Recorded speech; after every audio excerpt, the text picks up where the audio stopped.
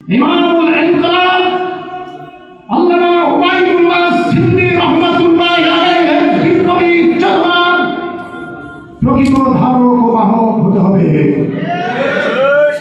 আমাদেরকে খাঁটি দেওবন্দি হতে হবে।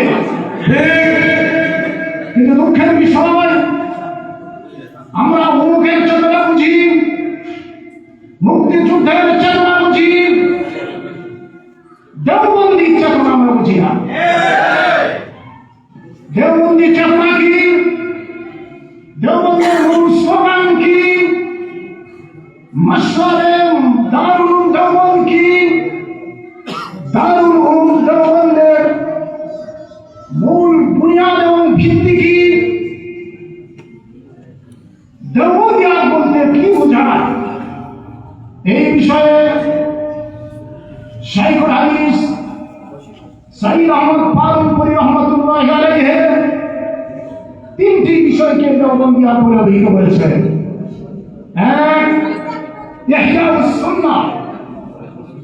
দুই, ইমহাউল বিদআহ, বিদআতকে মিটিয়ে দেওয়া, সুন্নাহকে জিন্দা করা, বিদআতকে মিটিয়ে দেওয়া। আর আত-তারাক্কি আনিস সালাফ তথা সালফে সালেহীন থেকে হেম এবং আমল গ্রহণ করা। সালাফ বলতে প্রধানত সাহাবায়ে কেরামকে বোঝান এবং তার অনুসারী হিসাবে তাবি এবং তাবিঈন ও সালাফের মধ্যে অন্তর্ভুক্ত ব্যাপক অর্থে তাদের যোগ্য উত্তরসূরিগণ ও আমাদের সালাফ। অতএব ইন্না হাযা الدين إن هذا السند الدين فانظروا عمن تأخذون دينكم लिबास खिजिया में साइकलू रहा फिरते हैं। বর্তমান সময়ে খিজির আলাইহিস সালামের লিবাস ধারণ করে হাজার হাজার ঈমান হরণকারী দস্যুরা গলিতে গলিতে উঠ পেতে আছে। অতএব যেখান থেকে সেখান থেকে আমাদেরকে ইলম অর্জন করা যাবে না। আমাদেরকে অর্জন করতে হবে, নিতে হবে সহিহ সালাফ থেকে। সৈয়দ আবুল হাসান আলী নদভী রহমাতুল্লাহ আলাইহি দারুল উলুম দেওবন্দের সাতসালা অনুষ্ঠানে উলামায়ে দেওবন্দের চারটি বৈশিষ্ট্য উল্লেখ করেছেন। কাওয়ালে জিন্দেগি কিতাবের 2 নম্বর খণ্ডের 310 নম্বর পৃষ্ঠায় লিপিবদ্ধ আছে, দারুল উলুম দেওবন্দের প্রধান চারটি বৈশিষ্ট্য হলো: 1, তাওহীদে খালেস, যে তাওহীদ এবং একত্ববাদের মধ্যে শিরকের শাইবা মাত্র নাই। 2, ইত্তেবায়ে সুন্নাহ, দারুল উলুম দেওবন্দের অনুসারী আবদ মস্তক সুন্নতের অনুসারী হবে। 2, তাআল্লুক মা আল্লাহ, আল্লাহর সাথে সম্পর্ক। মান লাহুল মাওলা ফালাহুল কুল, আল্লাহর সাথে যার সম্পর্ক হয়ে যায় পুরো কায়নাত তার তাবেদার হয়ে যায়, পুরো কায়নাত তার গোলামে পরিণত হয়। অতএব আমাদেরকে সর্ব অবস্থায় তাআল্লুক মা আল্লাহ, আল্লাহর সাথে সম্পর্ক গড়ে তুলতে হবে। সম্মানিত হাজরিন, এজন্য আত্মার হোক, রুমি হোক, রাজি হোক, গাজালি, कुछ हाथ नहीं आता बेआहे सहरगाही। শেষ রাতে উনাগাই ছাড়া কেউ আল্লাহ হতে পারে না। এই জামিয়ার সুযোগ্য সন্তানদের প্রতি আমার উদাত্ত আহ্বান, আপনাদের রুহানি শক্তিকে শান্ত করতে হবে, আধ্যাত্মিক শক্তিকে শানিত করতে হবে।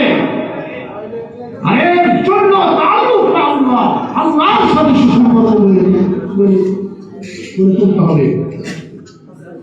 আল্লাহ রাব্বুল আলামিন বলেন, ইন্নামা ইয়াখশাল্লাহ মিন ইবাদিহিল উলামা। আল্লাহ রাব্বুল আলামিনকে একমাত্র আলেমরাই ভয় করে। এখানে সবাই আলেম, ইন্নামা হরফে কসর, ইন্নামা দ্বারা যে জুমলা ব্যবহার হয় এই জুমলার আখেরি লফজ মাকসুর আলাই হয়, মাহসুর আলাই হয়। তার মানে হলো, এর অর্থ হলো ইন্নামা ইয়াখশাল্লাহ মিন ইবাদিহিল উলামা, আল্লাহর বান্দাদের মধ্যে থেকে কেউ যদি আল্লাহকে ভয় করে থাকে তাহলে সে বা তারা হলো আলেম উলামা। অতএব আমার আপনার ভিতরে যদি আল্লাহর ভয় না থাকে, খাশিয়াতে আলাহি না থাকে, তাহলে আমরা নামে আলেম কামের আলেম না। অতএব আমাদেরকে নামের আলেম নয়, বরং কামের আলেম হতে হবে। আমাদের ভিতরে আল্লাহর খৌফ খাশিয়াত পরিপূর্ণভাবে ঢোকাতে হবে। সম্মানিত হাজির, আমাদেরকে শিশাঢালা প্রাচীরের মুখ থেকে ঐক্যবদ্ধভাবে বাতিলের মোকাবিলা করতে হবে। এই জমিন থেকে শিরক বিদআত রুসওয়াত ও বাতিলের উৎপাদন করতে হবে। সম্মানিত হাজির, বর্তমান যুগ তথ্য প্রযুক্তির যুগ, সোশ্যাল মিডিয়া ও বুদ্ধিবৃত্তিক যুদ্ধের যুগ।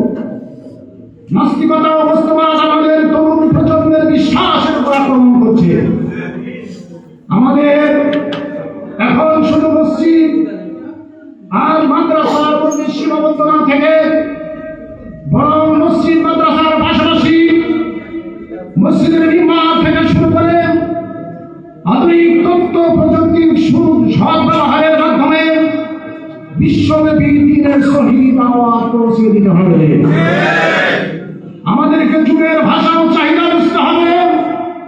আধুনিক অর্থনীতি, রাজনীতি ও কূটনীতি বুঝতে হবে, যাতে আমরা বিশ্বকে ইসলামের অর্থনৈতিক, সামাজিক ও রাজনৈতিক সমস্যার সঠিক সমাধান দিতে পারি। আমাদের আখলাক চরিত্রবান হতে হবে, যেন বিশ্ব আমাদেরকে দেখে ইসলামের সত্যতা অবগতি স্বীকার করে নেয়। আমাদেরকে সাহেবে নিসবত আল্লাহ ওয়ালা হতে হবে, পরিপূর্ণ সুন্নতের অনুসারী হতে হবে। আগামীদের দেওবন্দের সবাই সাহেবে নিসবত আল্লাহ ওয়ালা ছিলেন। আমরা দেওবন্দের অনুসারী দাবি করি, কিন্তু আমাদের অনেকেই আল্লাহ ওয়ালা সাহেবে নিসবত নয়। মুফতি শফি সাহেব রহমতুল্লাহ আলাইহি, মুফতি আজম পাকিস্তান, তিনি বলেছেন, মাইনে দারুল দেওবন্দ কি ও संभाली जमाना देखा जिस जमाना में चपरासी से लेकर सन्ने मुदर्रिस तक सबके सब साहिब निस्बत अल्लाह वाला थे। এই জন্য আমাদেরকে সাহেব নিসবত আল্লাহ ওয়ালা হতে হবে। আমাদেরকে মুত্তাকি হতে হবে। আল্লাহর ভয় আমাদের ভিতরে পরিপূর্ণভাবে আনতে হবে। हर के तफसीर अज़हब व तक़वा वज़ी तफसीरा जोई जीरो इंसो हर के लिए যার ভিতরে আল্লাহর ভয় থাকে, যে আল্লাহকে ভয় করে, জিন ইনসান কুল কায়নাত তাকে দেখে থরথর করে কাঁপে। হযরত ওমর ইবনে খাত্তাব রাদিয়াল্লাহু তাআলা আনহু সম্পদ, বিত্ত, বৈভব তেমন ছিল না। তালিযুক্ত কামড় উপরে খেজুরের গাছের নিচে চাটাই করে শুয়ে থাকতেন। সেই ওমরের নাম শুনে পারস্য এবং কায়সার সম্রাটের পরিচয় কনফার্ম করে হয়েছিল। এটা কিসের ফসল? এটা তাকওয়ার ফসল, এটা খাশিয়াতে ইলাহির ফসল। এই জন্য কবি বলছেন, হাক্কা তারসিদ আযহাব তাকওয়া রাজি তারসিদ আযহাব ওয়া ইজিনু ইনসু হাজকেদি। যার ভিতরে আল্লাহর ভয় থাকে, জিন ইনসান সকলেই তার ভয়ে থরথর করে কাঁপে। সম্মানিত উপস্থিতি, আমি আমার আলোচনা দীর্ঘায়িত করব না। এখানে আমাদের সরদার আসাদুজ্জামান আছেন, তিনি কথা বলবেন। সর্বপ্রথম আমি বলতে চাই, রাসূল করিম সাল্লাল্লাহু আলাইহি ওয়াসাল্লামের বাণী, বাল্লিগু আন্নী ওয়ালাউ আয়া। আমার তরফ থেকে একটি আয়াত হলেও তোমাদের কাছে পৌঁছিল। রাসূল করিম সাল্লাল্লাহু আলাইহি ওয়াসাল্লামের এই নির্দেশ আমাদেরকে কর্মক্ষেত্রে ঝাঁপিয়ে পড়তে উদ্বুদ্ধ করে।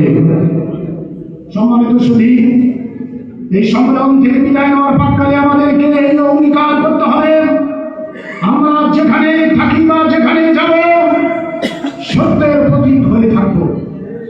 আমরা আমাদের আকাবিরদের ইখলাস, তাদের তাকওয়া এবং এলমি গভীরতাকে নিজেদের চলার পাথি ও আদর্শ হিসাবে গ্রহণ করব। আমাদের এলমি তৃষ্ণা কখনো মেটানো যাবে না, বরং নিজেদের মুতালা ও জ্ঞান চর্চার ধারাকে অব্যাহত রাখতে হবে।